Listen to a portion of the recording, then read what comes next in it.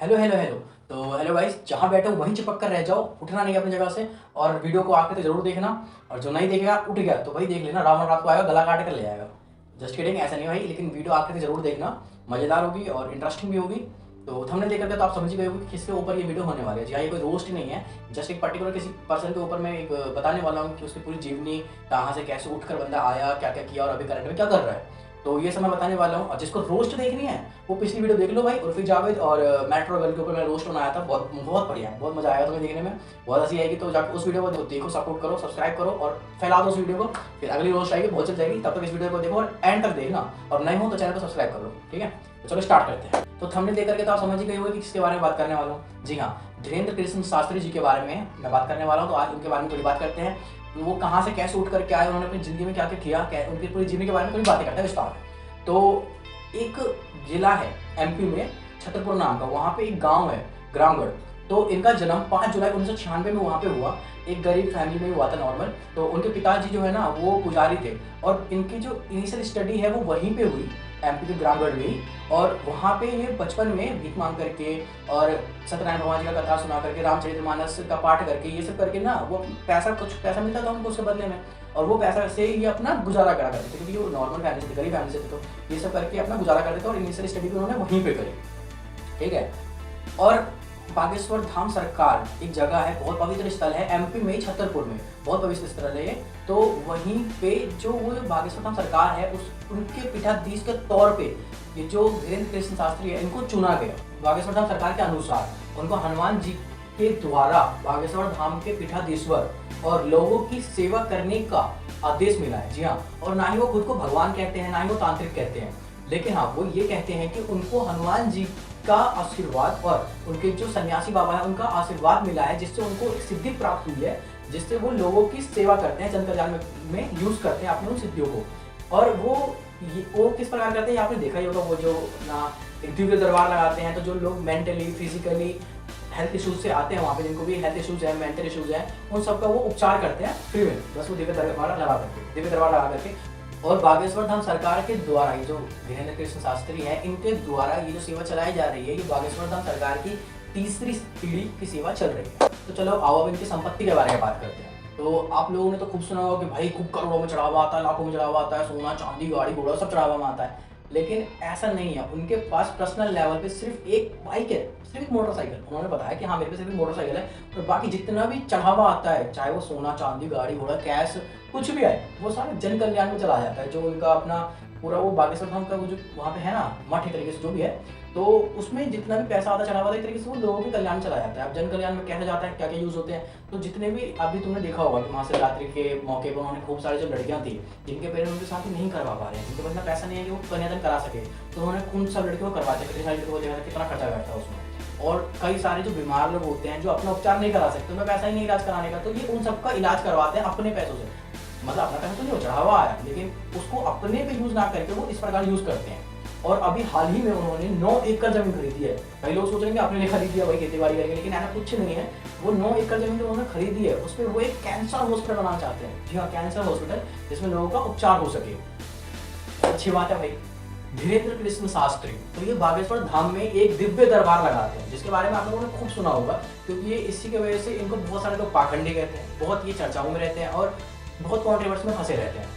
सब कोई इनको कहता है कि ये पाखंडी है, ये माइंड रीडिंग करते हैं, कोई कहता है कि इन्होंने अपना नेटवर्क फैला रखा है, जिसमें से उनको सब जो भी कोई आता है उनके बारे में उनको पहले से बता दिया जाता है कि भाई इनका नाम ये है, ये समस्या लेकर के हैं, ऐसा ऐसा। लेकिन उनके द्वारा ये कहा जाता है कि नहीं, ये सब झूठ है, ये हमें सिद्धि प्राप्त है, मतलब ये सारी हनुमान जी की कृपा है और जो सन्यासी बाबा उनकी कृपा है। ऐसा कुछ नहीं कि भाई हमें कोई नेटवर्क फैलाया, हम कोई झूठ बोलते हैं या हम कोई पाखंड कर रहे हैं, ऐसा कुछ भी नहीं है। वो तो मना करते हैं, लेकिन लोग उनको आरोप लगाते रहते हैं। लेकिन बहुत सारे रिपोर्टर्स वहां पे गए हैं यही जांचने के लिए कि वो झूठ बोल रहे हैं, झूठ फैला रहे हैं, पाखंड फैला रहे हैं, लेकिन सारे के सारे रिपोर्टर्स वहां जाके हक्के बक्के रह जाते हैं, क्योंकि वो प्रूफ ही नहीं कर पाते भाई कि हाँ ऐसा कुछ है। जितने भी रिपोर्टर्स के आपने वीडियो भी देखी हुई, कोई वीडियो क्लिप देखी होगी, मैं भी दिखाऊंगा वीडियो में, तो आगे चलकर देखना। तो कई रिपोर्टर्स जो है ना वहां जाते हैं तो वो खुद शॉक रह जाते हैं कि इस बंदे को सब कुछ पता कैसे लग गया। उन्होंने अपने घर के बारे में, फैमिली के बारे में किसी को नहीं बताया, बट उनको सब पता लग जाता है।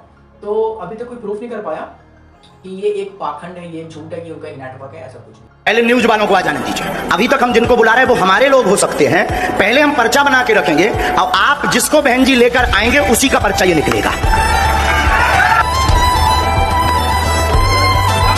अभी तो नहीं बदलना है? नहीं नहीं बदल लो। नहीं बदल लो। बिल्कुल नहीं। ये पत्रकार वाली बहन को आप जानती हो? नहीं।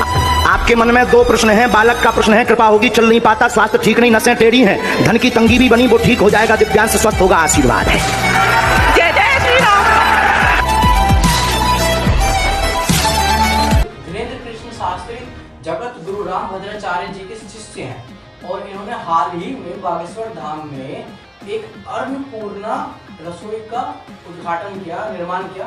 ये वो है, मतलब कि जितने भी लोग उनसे मिलने के लिए आएंगे और कथा सुनने के लिए, दर्शन के लिए आएंगे, तो उनके भोजन का, निःशुल्क भोजन का वहाँ पे व्यवस्था किया जाएगा। मतलब कि कोई भी अगर आ रहा है तो उसको बिना पैसे दिए फ्री में वहाँ पे खाना खाने को मिलेगा। मतलब भूख लगेगी, टेंशन नहीं भाई, वहाँ पे खाना पीना आराम से मिल जाएगा। तो अभी हाल ही में 23 जनवरी 2023 में उन्होंने सुभाष चंद्र बोस जी की जयंती पे एक अपनी मांग रखी कि वो हिंदुस्तान को, भारत को हिंदू राष्ट्र बनाना चाहते हैं। और उन्होंने एक नारा दिया जिसमें उन्होंने कहा कि हमें अपना समर्थन दो और हम तुम्हें हिंदू राष्ट्र देंगे। जिस वजह से वो एक बहुत बड़ी कॉन्ट्रोवर्सी में फंस गए। जी हाँ, आपने सुना भी होगा, एक बहुत बड़ी कॉन्ट्रोवर्सी में फंस गए थे।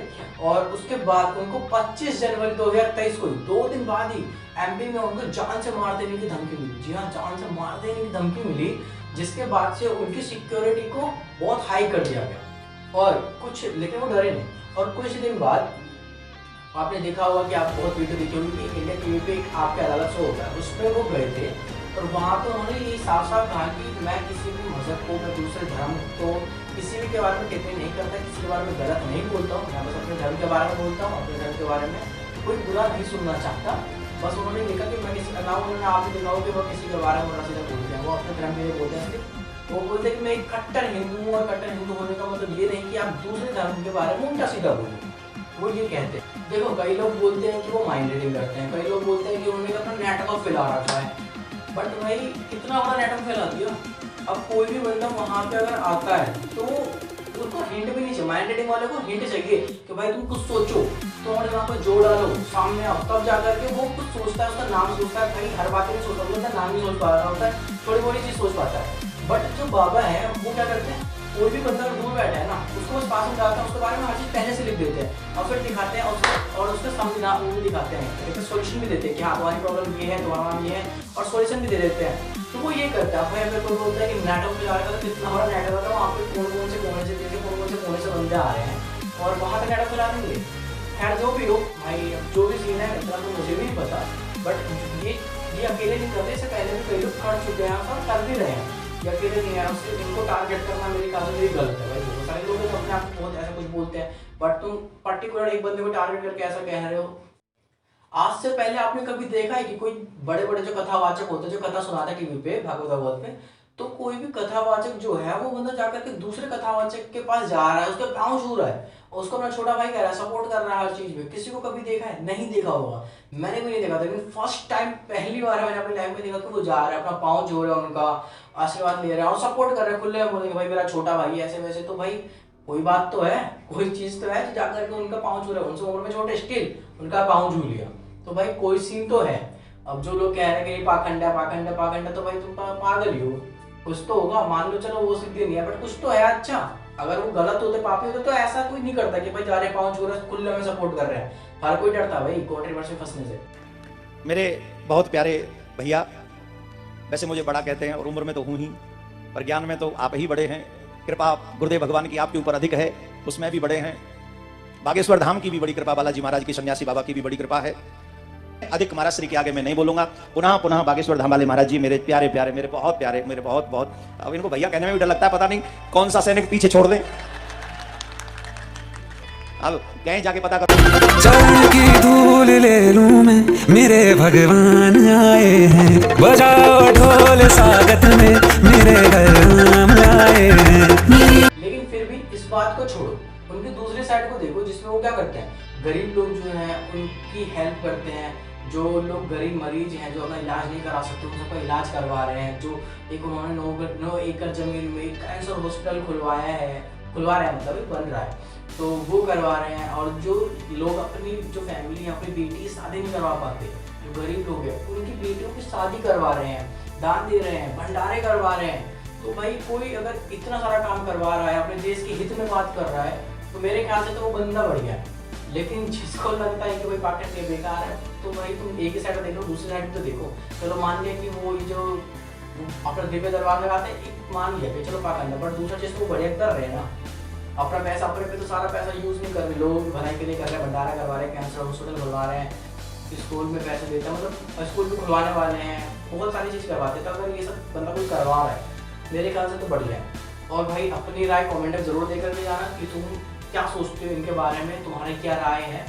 और मिलते हैं नेक्स्ट वीडियो में, तब तक के लिए जय श्री राम। और चैनल को सब्सक्राइब करके जाना, लाइक करके जाना। अगली वीडियो तुरंत आने वाली है, रोस्ट पे आने वाली है, तो इस वीडियो को शेयर करना ज़्यादा से ज़्यादा, भाई सपोर्ट करो। ठीक है, मिलते हैं अगली वीडियो में। जय श्री राम, बाय बाय।